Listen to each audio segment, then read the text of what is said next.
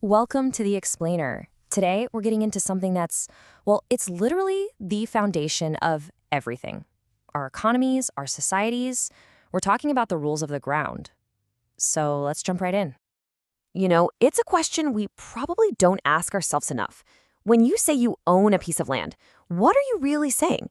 I mean, is it just about a deed and a filing cabinet or the fence you put up? It seems so simple, right?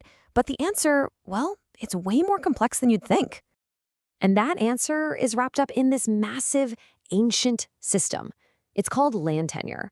Think of it as this invisible rule book that dictates our entire relationship with the ground we stand on. All right, so let's break this down. What exactly are we talking about when we say the rules of holding land? Okay, here's the textbook version. Land tenure is basically the set of rules and institutions that define how we allocate, use, control, and transfer rights to land. And that's the key word right there, rights.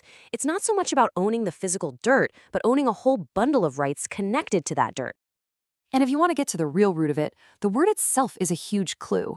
Tenure comes from the Latin tenere, which just means to hold. So land tenure is literally about the rules for holding land. Makes sense, right? A tenant is just someone who holds a property. And this is where it gets really interesting. This isn't just some dry legal thing. It's deeply social. It's what connects us as people to the land. It defines not just our rights, what we're allowed to do, but also our responsibilities. And these rules, they're not always written down in a law book. Sometimes they're woven right into the fabric of a society's culture or even its religious beliefs. Okay, so we've got the what. Now for the big one, the so what. Why do these rules matter so much? Why is this system so absolutely crucial for, well, everything? Well, think of it like building blocks for a modern economy. It all starts with defining clear ownership. Once you know exactly who owns what, you get trust. That trust creates a stable market so people can buy and sell land without fear. From there, you can start securing loans and mortgages against that land. And the final piece, all of this creates a solid property tax base that funds everything we need, schools, roads, you name it. This right here, this is the engine room. The ability to use land as collateral to get a mortgage for your house or a loan to start a business is what unlocks its true economic power. And it's that strong land tenure system that turns the key and gets that whole engine running. So, this all sounds great in theory, but what does it look like in practice? Let's take a trip to Nepal to see a really fascinating example. Okay, look at this number, 25 million. Any guesses what that is? What could there be 25 million of in Nepal that's relevant to our story? That is the number of registered land parcels. 25 million of them. It's just staggering.